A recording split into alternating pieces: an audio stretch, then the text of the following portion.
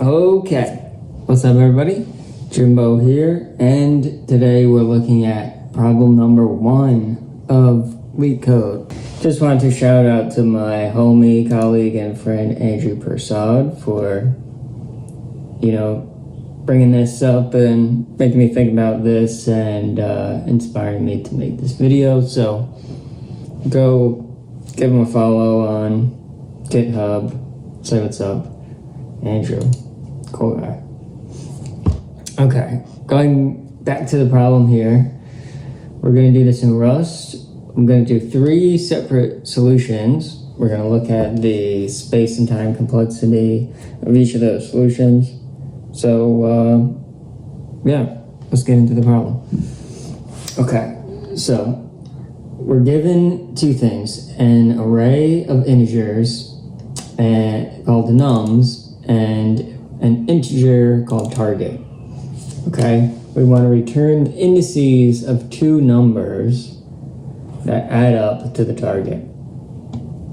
Okay, we can assume that each input has exactly 1 solution, and we cannot use the same element twice. Return the answer in any order. Those indices can be in any order. So looking at this example, we're given an array nums, and the target is 9, and because 2 plus 7 equal 9, our answer should be 0 and 1 for index 0 and index 1 here. Okay. Example 2, we're given 3, 2, and 4. Remember, we can't use 3 twice, so it's 2 and 4 that add up to 6, and so we have these indices 1 and 2. And then in example 3, we're given 3 twice, and we want 0 and 1 to be the indices here, okay? So, a couple different ways we can solve this. First, I just want to look at what I'm calling the brute force solution. Basically, just loop over nums, compare every possible combination until you find one, and then return that, okay? So, maybe not the most ideal, the most optimal, but let's just see as a theoretical exercise, how do we do this, right? So we can loop over nums. We could say for num and nums, and remember in Rust we need to convert this vector into an iterator in order to iterate over this, okay? And then we can do a nested loop here. Remember, that's where we're going to compare every combination, so I'll just call the second one num2. Okay, and this will also be in all of our nums. We basically want to compare if num plus num2 is equal to our target, then, return because we found our match, okay? But we don't actually want to return this string slice. Yay, we want to return a vector of the indices, right? And in our for in loops as it is, we don't have these indices, right? So what I'm thinking is we can say enumerate, and then this basically gives us those indices also, right? So then we have a tuple basically of our index. Let's call this one I num, and then we can do the same thing for our second loop.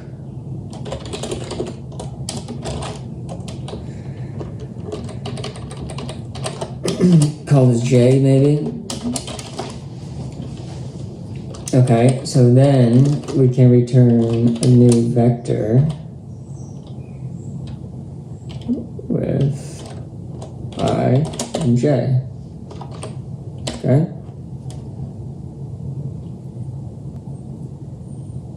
So Let's run this and see what happens. Okay, so it's saying we're expecting I32 but found a U size, right? So this index that we're getting from enumerate is a U size actually, not I32, but we can just convert these right at the end. Have to treat those as I32, not 32.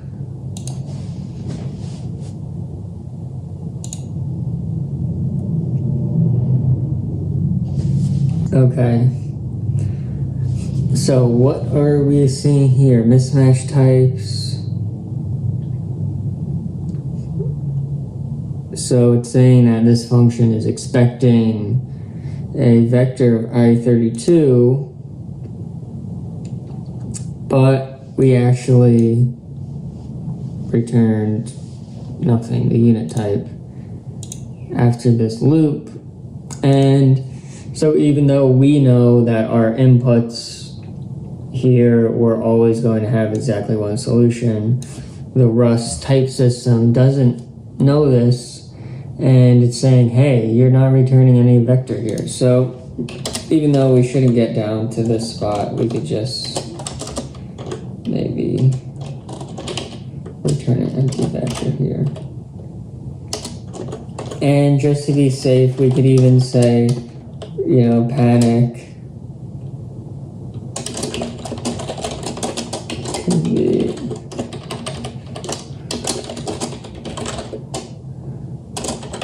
there wasn't any solution for these inputs. Something like that, right? Okay, we're going to leave off the semicolon on this one so that it returns that vector.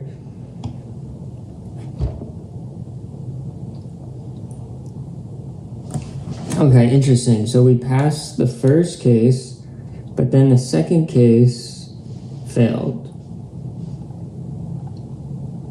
And, oh, see what's happening here? We're getting 0, 0. It's trying to use 3 twice. And so remember that we cannot use the same element twice. Okay? So in our check here,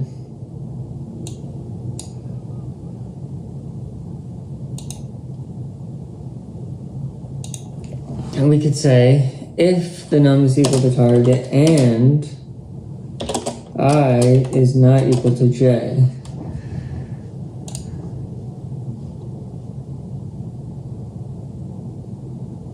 okay, this passes these 3 tests. Let's just think about this here. The time complexity is what? This is going to be O of n squared, right? Because we have nested loop over nums. How about the space complexity? Okay. We're really not allocating any extra memory. We're not creating any variables, any collections.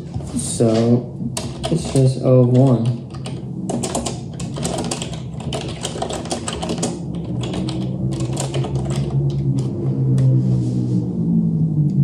Okay, so let's see what happens when we submit this. It's chugging along, and okay, it actually finished. Sometimes I always get a error that this, you know, runs into a timeout because it's so not efficient. But beats 9.6% is pretty low, right? I think we can do better than that. In terms of memory, I mean, keep in mind, you know, some of these comparisons are a little wonky across machines, or over time it's comparing solutions against different tests. But anyway, that's the brute force solution. Let's move on to another one.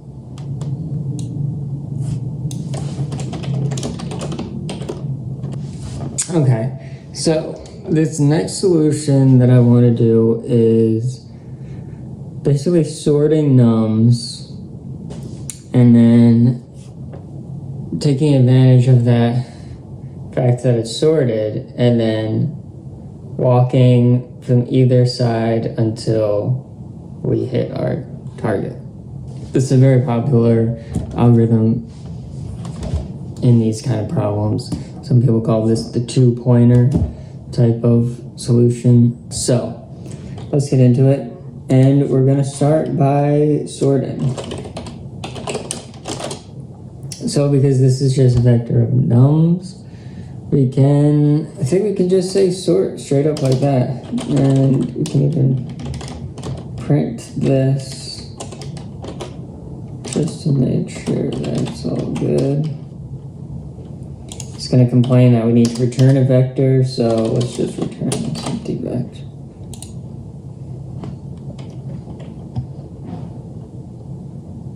Yep, I forgot to put nums here.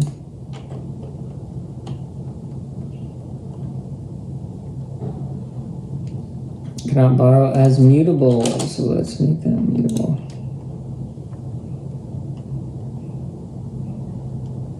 Okay, right, and so it sorts that in place. We have that num sorted. Now let's set up my left pointer and right pointer, right? So we're gonna need to update these as we go, so I'm gonna make them mutable. I'm gonna set this one all the way to the end. And I'm gonna set right to basically the last one, which is our length minus 1, because vectors are 0 indexed, right? Then I'm gonna say while left is less than right,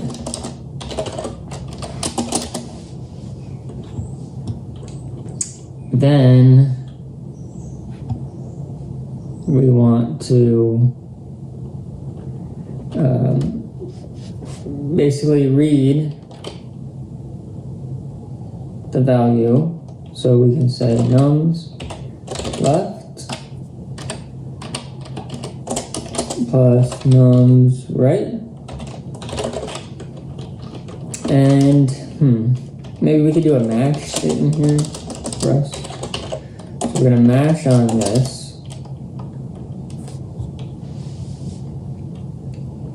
And let's say if the value is target, then,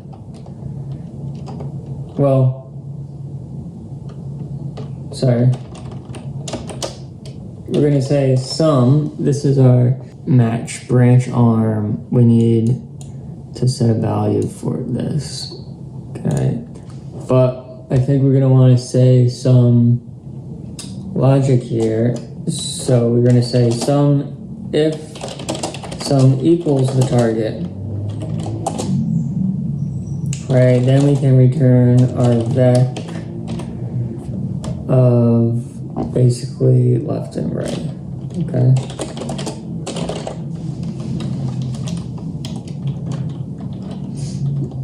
And okay, separate syntax. Then I'm going to say if sum is greater than the target, what do we want to do?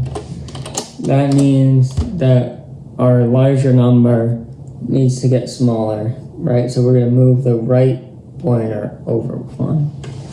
So right minus equals 1. Okay, and then in our other case, we say left plus equals 1. Okay, and then maybe we need to handle default case, and we'll say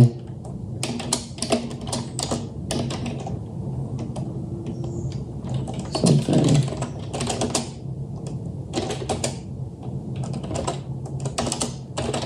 Couldn't add num left and num right.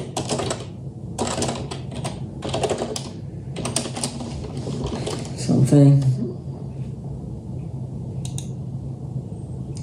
Okay.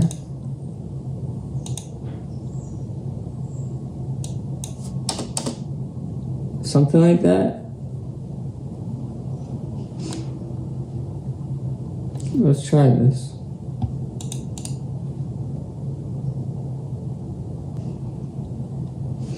So I think I have the wrong syntax here. I might need a comma here for the match arms.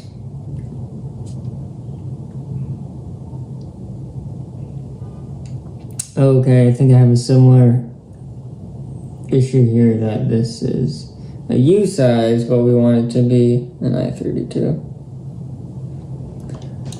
So, just like before, I'm going to say as I32, I return these. Let's run it again. Okay, interesting. Okay, so 2 of these passed now and 1 failed. Let's see what's happening here.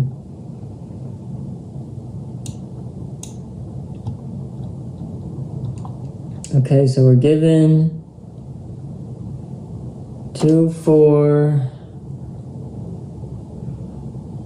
target is 6. We're expecting 1 and 2. But we're given 0 and 2.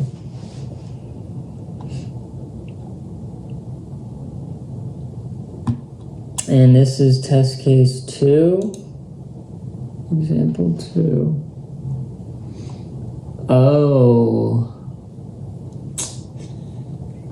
You see what we're doing here, actually. So we're sorting this. And then the indices of all these numbers are changing, right? So I'm returning left and right, which are the indices of these numbers in the now sorted array, where I need to return the original indices of these numbers, the indices that they did have in the original array. So this is going to be a little tricky, not impossible, but it's going to get kind of ugly, right? So what I want to do is basically map this list of numbers first into a list of tuples that have the index and the number. Okay. So I'm going to call something, let's call it indexed, okay? And this is going to be a vector of tuples, right? And I need to make this U size. This is going to be the index that we get from our enumerate, right? And then I32 is the value, okay? So we're going to say nums dot, we need to make this an iter. We're going to say do iterator.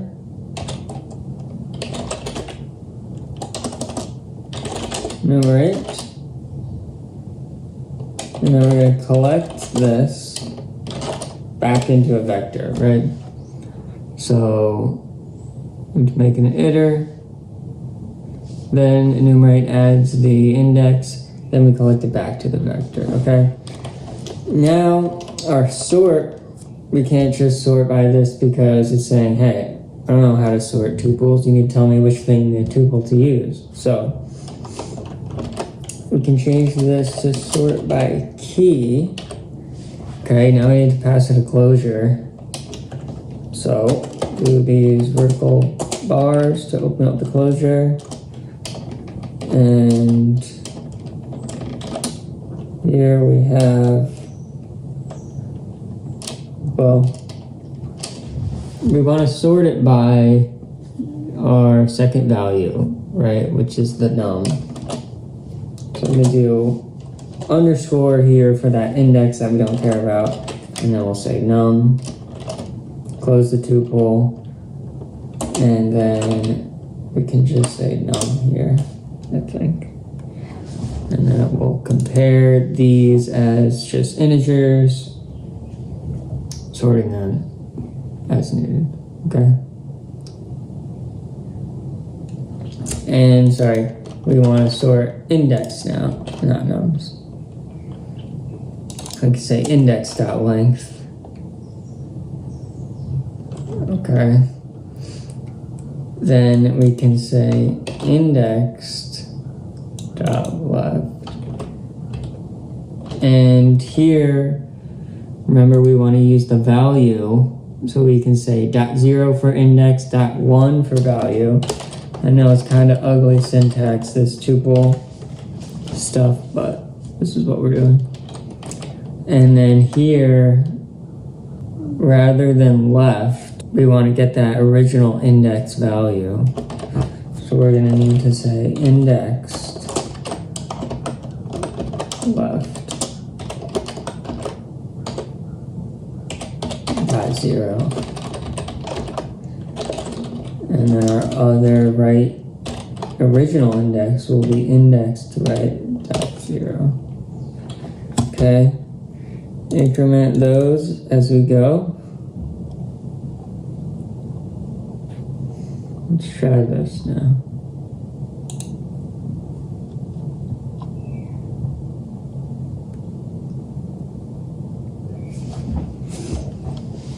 Turning a value requires that 1 must outlive 2. Okay, saying deref the turn value, or we could do a borrow here. Okay. I think it wants us to borrow this.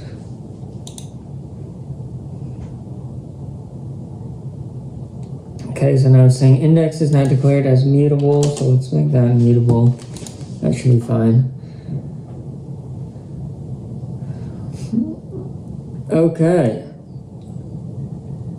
Okay, and it looks like we're passing now.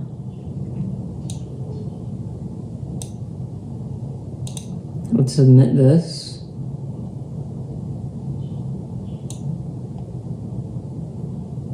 All right, 100%. That's pretty good. Not too shabby, okay? So let's think about, I'll call this sort into pointers. Okay, and the time complexity is, so what are we doing here, right? We're sorting, which is O of n log n. Then doing this while loop. Worst case, we need to basically walk through the entire array, okay? So it becomes basically O of n log n plus O of n, which is just O of 2n log n. And as we approach infinity, then we drop the constants. So it simplifies overall to just O of n log n. Okay. Because of some sorting. Space complexity. Let's get started on this. So we do need to create this indexed vector, and we need to basically map over the entire vector to do that. So it'll be at least O of n, right? What else? We're creating these just single variables, O of 1. And are we creating anything inside of our while loop? That would be O of n if we are, but looks like we're not, right? So I would say it's just O of n.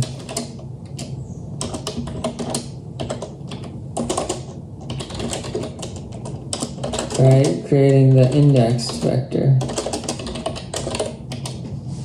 Okay, so there you have it. Solution 2, sort into pointers. I do have one more solution for you guys before we're done. Let's just take a look at that. Okay, we have one more solution here, and You may have noticed this mysterious import for hash map here at the top. This one, we're going to use a hash map, okay? So the strategy is to walk through our vector and check first, is this value in my hash map? If it is, we're done. If it's not, we're going to store it in the hash map. But the clever thing we're going to do here is we're going to save the value of the num as our key in our hash map, because we're going to want to use that for the lookup later. And then the value of our hash map, the value that we set that key to be in our hash map, will be the index that it appears in our original vector. Okay?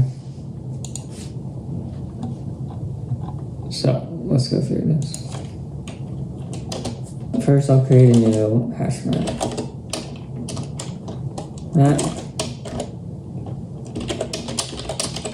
Hash map new. Okay? And then I will start looping. Let's say for I and nums. Turn this into an iterator. And actually, because we need the indices, let's just do it right here.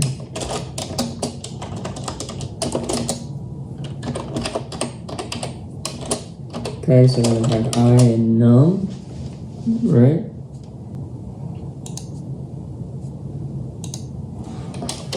And then I was saying, right, we want to check this. So map.get num. Okay.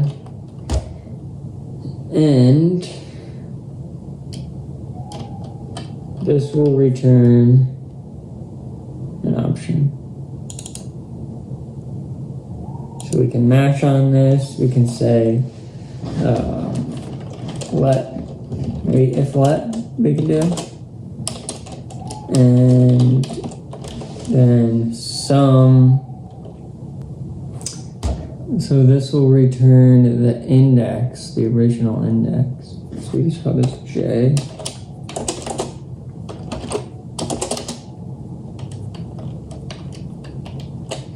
Okay, then I want to return a vector that just has I and J. Right? So if I find it in the map, I'm going to return those. Okay. So if we didn't find it in the map, we're going to skip over this block and we're going to get down to here. Okay. And then we can say map insert. And the value we're going to insert is target minus the current num, which is the thing that I want to see in the map later as the match for the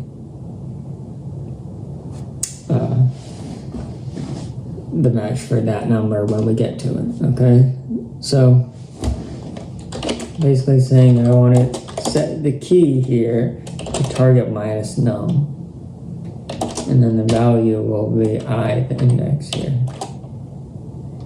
Okay.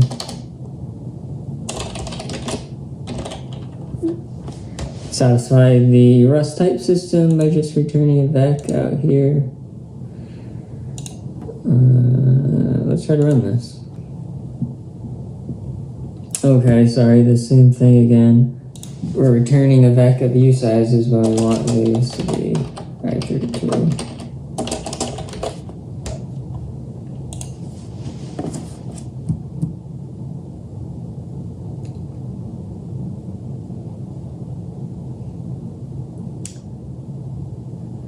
So let's say we're trying to cast the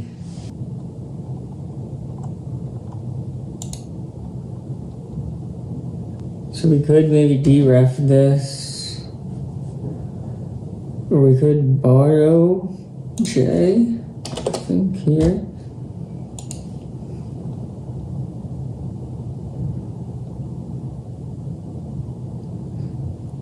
Cannot borrow map as mutable. Okay, looks like when we're inserting things, this ain't no JavaScript here. We need mutable maps if we want to push things into set the values and keys. So let's make that mutable. I like that actually. It should be mutable. Okay. So these three are passing, and it looks like we got another 100% solution here. Let's just think about the time and space complexity of this real quick. So I'm going to call this the hash map solution. Time complexity. Okay, we're just taking one loop across this vector nums. So ln. One loop over nums. And space complexity. Okay, so this, we need to create a key value in our hash map for each element of nums. So that also would be O then. We're not creating anything else here. So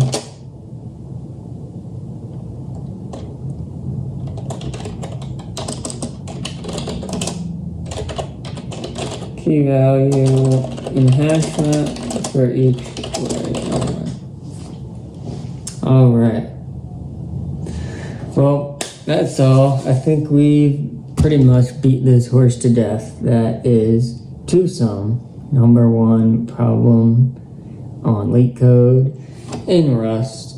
Let me know if you guys like this, if you have other solutions, ways that you did it, and what other videos you want to see. All right, that's all for now. Signing off. Peace.